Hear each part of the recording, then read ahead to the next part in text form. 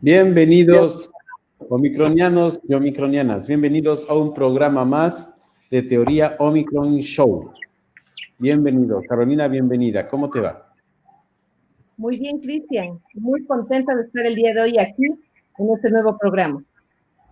Qué bueno, Carolina. Esta vez tenemos un invitado especial, un escritor de ciencia ficción chileno, Rodrigo Yuri, que nos va a contar muchas cosas interesantes sobre la ciencia ficción y el fandom. ¿Qué conociste tú sobre Rodrigo Yuri, Carolina? ¿Qué nos puedes contar sobre él? Bueno, Cristian, te quiero decir que investigar sobre Rodrigo fue sumamente interesante.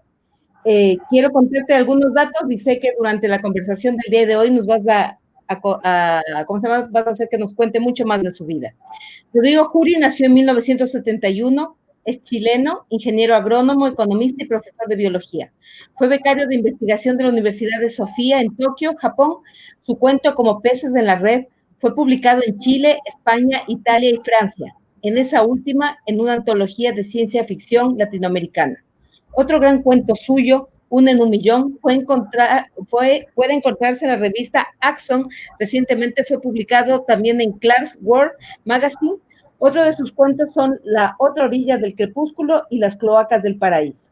Miembro del comité organizador de la Convención Mundial de Ciencia Ficción Worldcon en Yokohama, miembro de la Asociación de Literatura de Ciencia Ficción y Fantasía Chilena. Es un apasionado de la ciencia ficción y desde que tomó su primer libro, esta es una anécdota de Rodrigo, le puso su nombre y la fecha es una costumbre que ha mantenido hasta el día de hoy.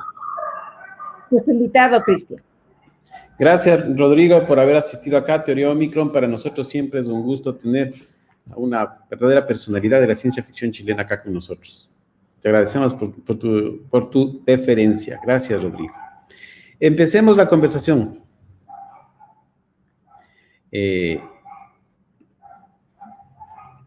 Rodrigo, la primera pregunta que te quiero hacer a ti es la primera es, siempre pregunto aquí a mis invitados la primera. ¿Qué es para ti la ciencia ficción, Rodrigo? Cuéntame. Primero, bueno, una pregunta recurrente, una pregunta que puede enfrentarse desde diversos enfoques. Yo, en lo personal, ya hace mucho que renuncié a tratar de definir qué es un libro de ciencia ficción o qué es un cuento de ciencia ficción, y en cambio me centro en el concepto de ciencia ficción como movimiento cultural, como un conjunto de ideas que van dando forma a una comunidad y a una serie de arquetipos, ¿no es cierto?, que podemos encontrar en la literatura, en el cine, en los videojuegos y en otros elementos. Entonces yo considero que básicamente la ciencia ficción es un movimiento cultural que se origina como tal, como movimiento cultural en la segunda, tercera década del siglo XX, y que a partir de ahí consolida una comunidad cada vez más grande y diversa, cuyo centro, cuyo eje de rotación vendría a ser el futurismo de alguna manera, con algunos otros elementos que pueden ser sumados. Ahora, si tú quieres una definición académica sobre lo que es la literatura de ciencia ficción y lo que podría venir a definirse como un libro de ciencia ficción o una historia de ciencia ficción, en ese sentido soy un poquito más, me voy un poco más por las teorías un poquito más deconstruccionistas, como la de Spencer, y que básicamente intentan encontrar cuáles son los elementos que hacen que esta comunidad reconozca una historia de ciencia ficción como tal. Claro, interesante el verle a la ciencia ficción desde un movimiento como ciencia ficción, ¿no? Pero una pregunta que también se me viene a la misma de lo que tú hablas, ¿no? Y cuando uno habla de ciencia ficción siempre lo asocia a tecnología. ¿Tú también asocias ciencia ficción a tecnología o no? Es decir, es la mirada inicial, ¿no? Es lo que Hugo Gernsback define la ciencia ficción como una herramienta de promoción o de enseñanza de la ciencia y la tecnología. John Campbell va a mantener la misma línea, quizás un poco con algunos bemoles, pero más o menos la misma línea, pero ya a partir de lo que es la nueva ola, ¿no es cierto? Y el movimiento feminista, ya creo que la ciencia ficción empieza a derivar a ámbitos donde no necesariamente tiene que estar presente el elemento tecnológico, lo que de todas maneras siempre va a estar presente el sentido quizás de maravilla, o el sentido de asombro, y quizás también cierto nivel de respeto a la coherencia lógica del relato, pero no necesariamente tecnológico, ¿no? Hoy día uno puede encontrar muchas historias de ciencia ficción que carecen de una mirada tecnológica. Inmediatamente se me ocurre todo lo que tiene que ver con distopías apocalípticas, donde ya no queda tecnología y sin embargo generas un relato de ciencia ficción. Interesante lo que nos cuentas. Ahora, un poco hablando sobre ti mismo y sobre tu vida, ¿dónde nace tu pasión por la ciencia ficción? ¿Dónde es el punto de inicio de esta pasión por la ciencia ficción? Bueno, yo creo que a muchos de mi generación el origen está en Star Wars, ¿no es cierto? Ir a ver esta obra que te vuela la cabeza, ¿no es cierto? Una historia épica y una space opera. Claro, yo siempre voy o sea, entiendo y bien, respeto a quienes consideran 2001 una gran obra, pero para un chiquillo de 8 años, 2001 realmente no creo que signifique un cambio paradigmático, quizás para una persona mayor sí. Sin embargo, uno que entró al cine a los 8, 10 años, 12 años a ver Star Wars claramente te golpea. Y bueno, luego ya con ese interés despertado, yo sabía, pero en ese momento ya con ese interés presente, voy a escarbar en la biblioteca de una tía mía, que ya falleció hace poco, y que tenía una inmensa biblioteca de ciencia ficción con libros de la Nebulae, la revista Más Allá, la revista Nueva Dimensión, y cantidad de volúmenes de ciencia ficción. Y ahí ya en esa época, entre los 13 y 14 años, si uno le pica el bichito leer, no lo suelta más, ¿no? Interesantísimo. Y en esa época, ¿te recuerdas los autores que te impactaron? Bueno, claro, o sea, el primer libro que yo compré con mi dinero, básicamente fue por la portada y resultó ser Selecciones, uno de Isaac Asimov, que en inglés es una antología que se llama Early Asimov.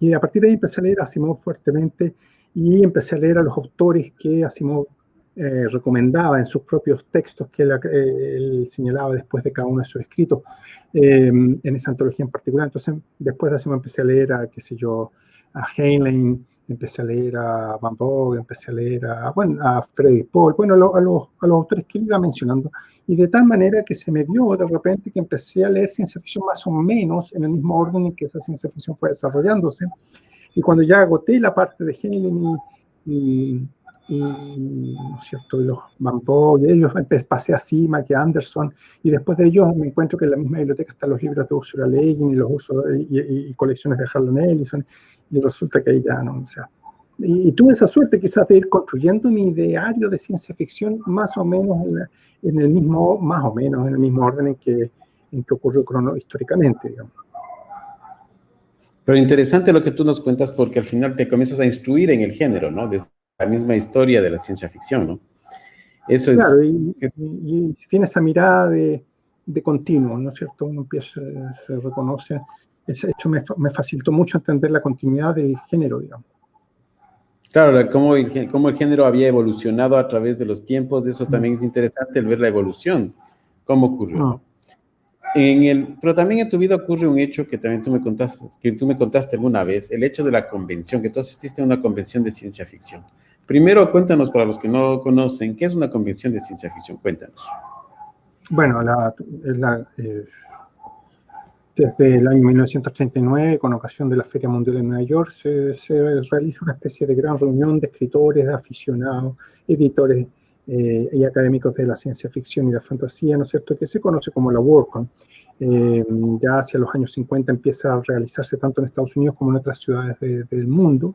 Son 5 o 6 días de conferencias y reuniones y bueno, un montón de actividades, pero obviamente la que más destaca siempre es la ceremonia de entrega del premio Hugo. Esta convención mundial es organizada cada año por un equipo distinto, que es el equipo que hace o que realiza la convención en ese lugar, y van pasándose entonces la posta año tras año. Este año fue en Auckland, el próximo año en Washington, D.C. Y en Washington, D.C., bueno, te he comentado que esperamos por primera vez tener una delegación de mi país, ¿no es cierto?, de Chile, una delegación allá presente. Eso es la WorldCon, o sea, es una reunión, todo es abierta, también se puede pagar. Y en tu caso, tú tuviste una experiencia de una WorldCon. ¿Qué tal la experiencia que tú tuviste en ese momento? Bueno, yo siempre destaco, no porque ir a una WorldCon, yo creo que ir a una WorldCon es tremendo, ¿no es cierto? Es una experiencia que yo la voy a recomendar a cualquiera que sea un aficionado a la ciencia ficción, tanto para conocer escritores, conocer ponencias que son muy interesantes, conocer aficionados de otras partes del mundo. Pero lo que ocurrió particularmente conmigo en Yokohama es que, bueno, yo llego a Japón, ¿no es cierto?, por una beca académica, y yo sabía que la Convención Mundial era el próximo año en ese país, entonces llamé al comité. El comité bueno, conversamos y, bueno, lo que el comité necesitaba urgente era gente que supiera inglés y que pudiera interactuar con la comunidad anglosajona que iba a venir a la convención. Entonces, por ahí me llamaron y me dijeron, oye, si quería participar yo como miembro organizador, como comité, como parte del comité, en una posición no tan expectante, ¿no es cierto? Una posición, al final terminé siendo lo que se llama el fan club, la persona que se encarga de organizar las mesas de los aficionados, junto con otra persona, y además estuve metido particularmente en lo que era la organización de la ceremonia del premio Hugo también, y ayudando un poco en todo. O sea, al final uno ahí se queda a disposición de la directiva del comité, ¿no es cierto?, que en definitiva que va asignando las distintas tareas. Pero fue un año y medio de trabajo, de reuniones, muy interesante. O sea, para mí no solo fueron los 6 días de la convención, sino que fue un año y medio conociendo gente, organizando, ayudando a organizar esta cuestión, que lo haya organizado yo, muy lejos de eso, pero sí ayudando en lo que se podía, desde acarrear cajas hasta ir a buscar gente al aeropuerto, no sé. Pero en lo que tú nos estás contando, ¿qué escritores conociste en esa WorldCon? Escritores. Bueno, particularmente, bueno, varios, pero por ejemplo, tuve la suerte de conocer a Joe Haldeman. Lo interesante es que Joe Haldeman, su señora Gay Haldeman, ella sabe español, y fue muy interesante para mí porque al final ella me adopta, o sea, al principio ella me hablas español, bla, bla, bla, y me termina adoptando y me lleva como una especie de mascotita por todos lados y mostrándome y presentándome gente, y en ese presentarme gente conocí a Larry Niven, conocí a Robert Silverberg, bueno, esas son las personas que estuve un poco más cercanas, sobre todo Robert Silverberg, tuve varias ocasiones con posibilidades de conversar con él. Michael Whelan, que es un dibujante, también tuve la posibilidad de cenar con él, con otras personas, por supuesto. Y ¿qué más? Me reuní con Ted Chiang, lo conocí, intercambié un par de palabras, no mucho, el hombre era la estrella.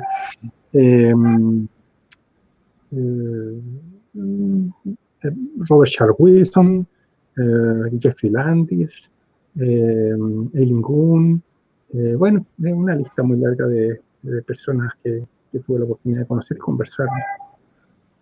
Interesante, ¿no? Interesante. Tú mencionaste justo esto de la WorldCon y el premio Hugo. Los premios Hugo específicamente, ¿qué son los premios Hugo? El premio Hugo es uno de los galardones clásicos, el más antiguo de los galardones que se ofrece a la obra, al trabajo en ciencia ficción en un año, ¿no es cierto? Por ejemplo, este año en Auckland se entregó el premio a los trabajos que se realizaron durante el 2019. Y ese premio es por votación popular, secreta, eso sí, pero votación popular, donde todos los miembros inscritos en la WorldCon tienen derecho a emitir un voto por nominación y un voto final por el premio. Y no, bueno, ya ese premio a fines de los 50 se estableció, ya lleva una gran tradición, y va a ser, bueno, es la característica principal de este premio entonces es que es un premio a la, diría, popularidad, pero dentro del género, ¿no es cierto? Es decir, no, a quienes van a las WorldCon obviamente son aficionados y personas que están muy interesadas y muy cercanas al género, y entonces ese grupo el que da, bueno, en cada WorldCon son 5.000, 6.000, 7.000, 8.000 personas las que asisten, pero ese es el grupo que ejerce su voto y da esos premios a partir de un pool de nominados que se definió unos 4 o 5 meses antes, también por votación popular de los asistentes a la convención. Hoy día, por supuesto, quien sea un amante de la ciencia ficción conoce el premio Hugo y de hecho es una especie de marca que uno, no sé si busca, pero si uno va a una librería y encuentra una novela que dice premio Hugo, es como que tú la miras, ¿no es cierto? Por lo menos vas a considerar la posibilidad de adquirirla. Y bueno, como digo, como aficionado, como lector, ese premio inmediatamente le da un estatus a las obras que lo hayan ganado, independiente de entrar al debate si efectivamente era lo mejor del año o no. Eso es muy subjetivo, pero claramente son las obras que mejor representan el espíritu de la ciencia ficción en ese momento, en el momento que recibieron el premio. Claro, justamente estaba pensando en lo que tú decías, ¿no? O sea, preguntarte, claro, si tú crees que eso representa lo mejor de la ciencia ficción de ese año, porque al final es una votación popular, ¿no? Claro, y al final, a ver, ¿qué es lo mejor? Eso es una subjetividad absoluta.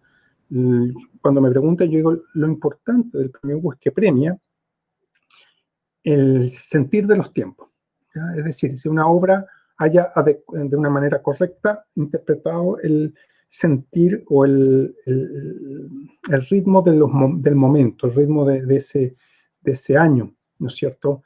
Más allá de que, porque claro, y eso es lo que se premia, ¿no? Porque si nosotros vamos, ni siquiera el Nobel que lo dan académicos extremadamente duros, está exenta de polémica sobre si efectivamente premiaron al mejor que deberían haber premiado. Entonces, con mayor razón, el premio Hugo va a estar en esas polémicas porque al final del día quienes lo votamos son personas comunes y corrientes, ni siquiera grandes académicos conocedores de la literatura, pero sí lo que sí nosotros somos capaces de percibir es qué obras efectivamente han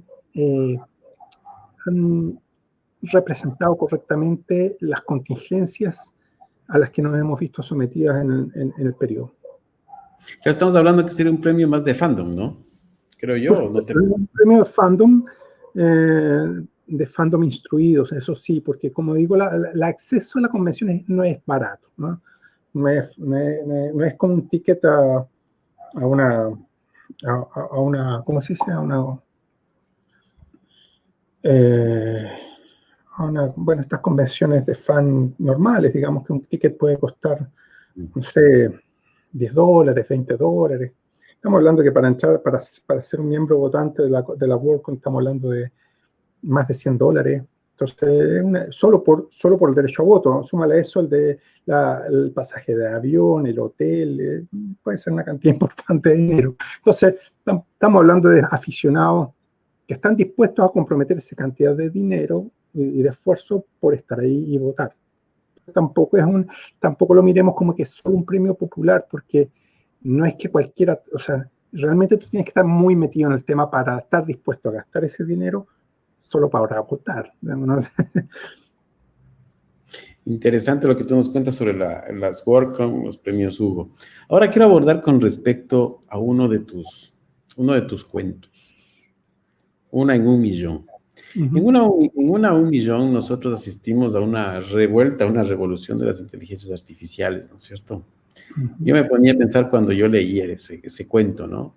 Yo decía, ¿acaso hay algún temor del escritor hacia esas inteligencias artificiales o una advertencia hacia lo que nos puede deparar las inteligencias artificiales? Todo lo contrario. Yo creo que una en un millón es todo lo contrario, una invitación a no tener miedo, una invitación yo creo firmemente, bueno, yo no soy Nostradamus, no puedo saber el futuro, pero creo que al final del día la tecnología nos va a dar la tecnología de inteligencia artificial nos va a permitir expandir nuestras posibilidades de manera tremenda. Hay riesgos, pero sin duda creo que como toda empresa humana tiene riesgos, pero en este caso los beneficios asociados son inimaginables. Y es un poco lo que quiero expresar en un millón, es decir, de qué clase de beneficios estamos pensando, es decir, qué es a lo que podríamos llegar a acceder de la mano de un desarrollo de las inteligencias artificiales. Así que, Cristian, no es una advertencia negativa, todo lo contrario, es como decir, saben que pongámonos a pensar esto seriamente y tratemos de llevar este camino, de asumir este camino, y al asumirlo, sí, claro, eso al mismo tiempo nos va a permitir conducirlo de una manera un poco más responsable para que no suceda esa cosa media violenta que se observa en la historia en algún momento, pero como tú ves, al final del día, el protagonista termina ganando mucho más de lo que perdió, desde mi perspectiva. Claro, te veo también, por ejemplo, que también me llama la atención bastante la relación de Estela, o las estelas, para ser más exacto, y Juan, y el protagonista principal, ¿no? Que es Luis Javier Fontiveros, ¿no? Entonces hay una relación, a veces se nota mucha relación amatoria. Tú planteas ese tema de amatoria, ¿no? Sí. Es una historia romántica, claro. Entonces yo creo que ahí tú planteas el tema de la amatoria hacia los objetos, porque al final Estela es un objeto, al final, o sea, es un robot, es un androide, ¿no? O sea... Sí, pero ahí también un poco quiero desmitificar identidades en el fondo. Ajá. Sí, entendiendo que, y siendo súper osado en mi propuesta, intento entender que una inteligencia artificial quizás sea un poco más obsesiva de lo que es una inteligencia orgánica, pero eso no le quita la condición de querer buscar la felicidad y dentro de lo que ella considera moralmente correcto, buscar esa felicidad y tratar de convencer o de seducir, según el momento de la historia, a esta persona que es la que ella ama, ¿no es cierto? No, para mí Estela es una persona, no es una persona orgánica, es una persona de software, pero es una persona capaz de tomar decisiones y capaz de amar y, como digo, lo más importante, de buscar la felicidad. Claro, interesante lo que nos cuentas. También me llama la atención un poco el tema también que hablamos de la corporación Shimato Domínguez, ¿no? Que bueno, es una referencia a Blade Runner. Shimato Domínguez, que vende millones de estelas en el planeta, ¿no es cierto? Desde mi perspectiva, desde ahí construyes la historia, ¿no? Pero si hay un tema distópico en tu historia, y en ese asunto de este tema distópico me pongo a pensar que quizás existe también un cuestionamiento a las responsabilidades corporativas, ¿o no va por ahí el tema? O sea, ha sido una ligera crítica, pero es más bien instrumental a la pretensión del relato. A ver, yo quiero contextualizarte un poco. Yo soy bastante cercano a las ideas transhumanistas, ¿ya? Y las ideas transhumanistas un poco lo que proponen es que efectivamente el arribo de las inteligencias artificiales es la utopía, ¿no? No una distopía, es una utopía que nos va a llevar a un mundo mejor. Es lo que propone, o sea, claramente Una de un millón es un cuento transhumanista.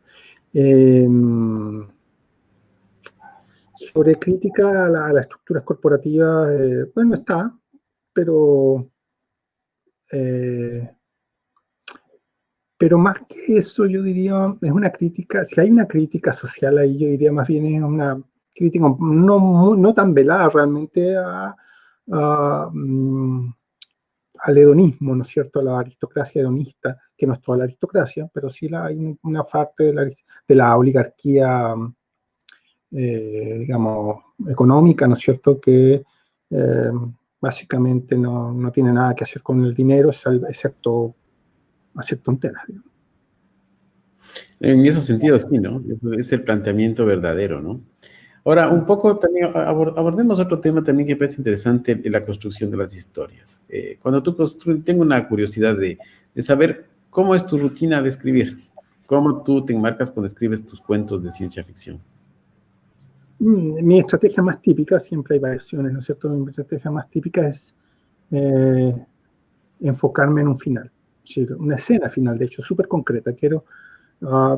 Visualizo una escena final con mucha carga emotiva, puede ser cualquier cosa, digamos, pero una escena final, dos mujeres mirando desde una nave espacial, mirando el planeta Tierra, con lágrimas en los ojos y sintiendo sintiendo miedo. Ya, y ese es el final. Bueno, toda la historia que yo construyo básicamente, usualmente es, ok, ¿qué pasó en la escena anterior? ¿Cómo llegué en la escena anterior a esto? ¿Qué pasó justo antes? 3 segundos atrás. ¿Qué pasó después? ¿Qué pasó un minuto atrás? Y voy construyendo generalmente la historia hacia atrás, orientado a llegar a ese final. ¿Se entiende? Y en ese sentido, desde atrás hacia adelante, ¿no? Sí, sí. He descubierto que por lo menos para mí es mucho más simple, porque cuando he intentado lo contrario me he encontrado que no logro imaginar un final. Porque el final no encaja. Entonces he preferido esto otro. Primero veo el final y la pregunta recurrente es ¿cómo llego ahí? Interesante. ¿Y los temas cómo van saliendo en ese momento? Bueno, la escena final me lo dice todo en general. ¿Cuál es el tema? ¿Cuál es el tono? ¿Cuál es el estilo? Si tú te das cuenta en 1 a 1 millón, ya que lo mencionaste, la escena final te está diciendo toda la historia. Es decir, ahí está la historia, la escena final. Y todo y tú miras, esa es la construcción. Yo voy construyendo, tú miras la historia ahora retrospectivamente y te das cuenta que voy hacia atrás, ¿no es cierto?, construyendo ese final. En cuestiones de la escritura, ¿cuáles son las temáticas que te gusta abordar en tus cuentos?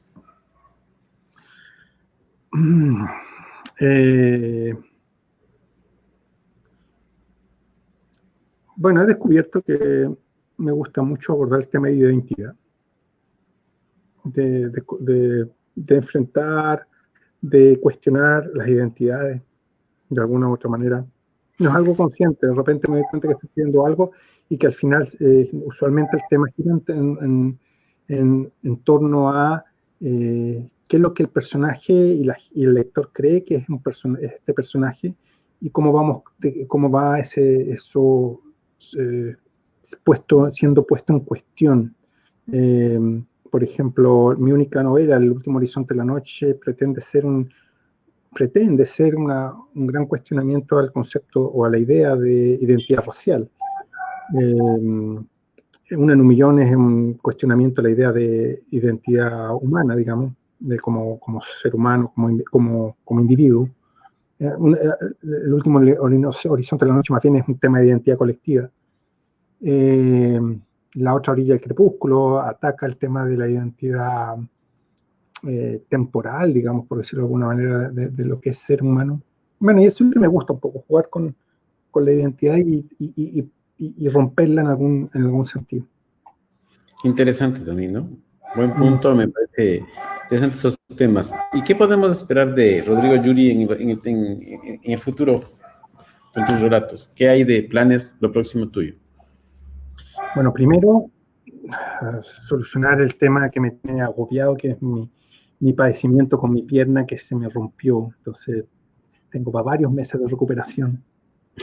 Y eso me tiene un poquito escaso, un poquito corto no de ideas, pero de intención de escribir. Lo que sí, de todas maneras, estoy terminando, dando los últimos toques, una novela corta que va a ser publicada por Sitch, acá en Chile, que es una especie de space opera, pero es una distopía. O sea, si uno lo mira muy derechamente, esta historia es como bien apocalíptica y distópica, pero de nuevo, mi intención es darle vuelta a eso y decir, ok, aún en la peor de las circunstancias, hay espacio para lo épico, hay espacio para creer y para ser feliz. Interesante, me parece interesante. Ahora me parece que tenemos algunas preguntas en el público. Carolina te va a comentar para que nos ayudes respondiendo. No escucho, Carolina.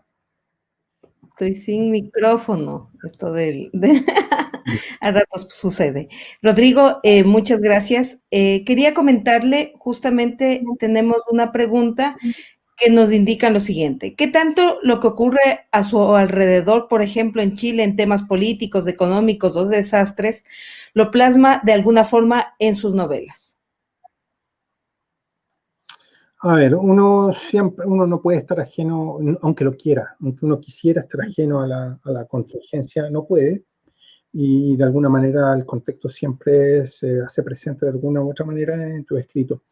En ese sentido, usualmente yo trato de evitar en todo caso la contingencia explícita en mi trabajo, en ese sentido, en el clásico debate de Tolkien y Lewis. Yo estoy un poco más en el lado de Tolkien. No me gusta la alegoría. Yo le entrego lo que le entrego a mi lector, esto es ciencia ficción, y si tú ahí descubres algún mensaje, bien por ti, pero que sea el que te guste, porque en realidad yo no tengo ningún mensaje mayor que darte, más allá de lo que se puede expresar dentro del marco de la literatura de ciencia ficción. No obstante,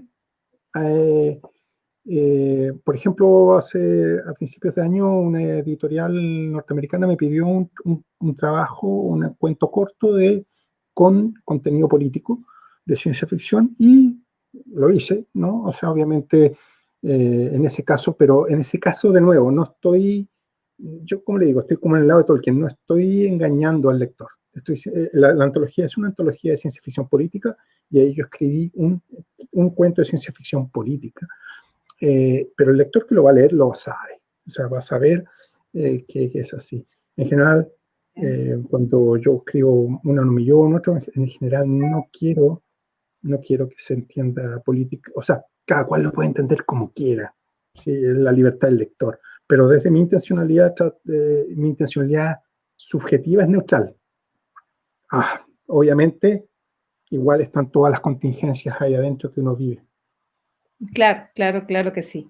Bueno, y la segunda pregunta dice, ¿tiene fe que la humanidad tiene futuro y puede construir utopías de paz y solidaridad para mantenerse como especie? En el supuesto de que no vamos a encontrar vida, porque claro, si encontráramos vida inteligente en otra parte del universo, ahí tendríamos que entrar en una negociación una negociación que puede ser muy asimétrica, pero al final ya no va a depender de nosotros. Así que esta pregunta me imagino que está en el contexto de que supongamos que nos seguimos desarrollando y jamás encontramos vida, ¿no? Otra vía de inteligencia. Sí, yo creo que lo que vamos a ver, mi apuesta es lo que algunos, no lo digo en 10 años ni lo digo en 50 años, pero creo que en algún momento vamos a alcanzar lo que muchos han hablado de una especie de la singularidad tecnológica, o bien lo que algunos llaman la economía de la abundancia. La economía de la abundancia es más o menos lo que hoy día más o menos se observa en países como Japón o Corea, que es donde ya realmente hay tantos recursos que en realidad las necesidades básicas están totalmente logradas, digamos, y la gente tiene la posibilidad de elegir, por ejemplo, no trabajar, ¿ya? Y porque le alcanza con lo que le da el Estado, lo que puede, o las rentas, o lo que sea. Claro, eso es una situación muy singular hoy día, pero yo creo que ese contexto se va a ir expandiendo. En la medida de que esa abundancia de recursos llegue a todos, se va a remover, o creo yo, ¿no es cierto?, se removería la principal razón para el conflicto, que es la escasez de recursos. No habiendo escasez de recursos, no hay mayor razón para que yo tenga que irte a pegar o tenga que irte a sacar la comida a la boca. Y en ese sentido permitiría una reducción del conflicto directo, y lo otro que permitiría, que es mucho más interesante encuentro yo, que es eso que describe muy distópicamente, pero lo describe de todas maneras Neil Stephenson, bien digo, en La Era del Diamante, que es la posibilidad de que realmente cada ser humano tome el camino que quiera y se vaya a vivir con la gente que más o menos piensa como uno, y forme sus comunidades, ya no nacionales, sino que por afinidad de proyecto de vida. Entonces, si sabes que en esa novela es muy divertido porque hay un grupo de personas que quieren vivir como la era victoriana en Inglaterra. Y se juntan todos y hacen su país victoriano, arriendan un pedazo de tierra en China y hacen su país victoriano y viven así. Entonces yo creo que eso es lo que yo al menos me gustaría, o creo que eventualmente vamos, es un camino pedregoso, pero yo creo que vamos a llegar a un momento en que va a haber tal cantidad de posibilidades que efectivamente uno va a poder vivir la vida que quiera, con quienes quiera, y eso no va a significar que tengo que ir a quitarle espacios a otros, ¿ya? Y por lo tanto, vive tu vida. Yo creo eso un poco. Es un camino largo, pero se ven algunos signos, como te decía, en la parte económica en algunas naciones, y se ven signos políticos por todo el mundo, porque yo creo que todo esto que hemos estado viendo, y en mi visión particular, todo esto que hemos estado viendo en Chile, en Ecuador, en París, en Hong Kong, no son problemas nacionales, sino que corresponde más bien a un cuestionamiento general de la condición del Estado nacional, o sea, de qué significa un Estado nacional, independiente si es Estado de derecha, de izquierda, lo que sea, sino que la idea de un Estado nacional que ya no está satisfaciendo las necesidades de la gente. Muchas gracias, Rodrigo. Uh-huh. Cristian. No, sí me parece lo que nos has contado, pero ahora Carolina nos tiene con respecto a las nuevas tecnologías. ¿Qué nos puedes contar hoy, Carolina? Bueno, en realidad el día de hoy yo quiero comentarles sobre un tema específico. Tenemos a Hyundai que ha sacado el asunto de los exoesqueletos, ¿sí? Una de las novedades es que se ha trabajado en la fabricación de un exoesqueleto que permite al humano tener mayor fuerza para cargar peso, colocarlo con precisión e incluso avanzar largas distancias sin esfuerzo. Esto significa un avance en este momento y lo interesante de esta tecnología en este momento de los exoesqueletos es que este es sumamente ligero y adicional a eso permite una movilidad casi completa, entonces casi no se siente tenerlo encima. Una de las cosas que a mí me llamó muchísimo la atención fue pensar en que esto va a tener un proceso de adaptación.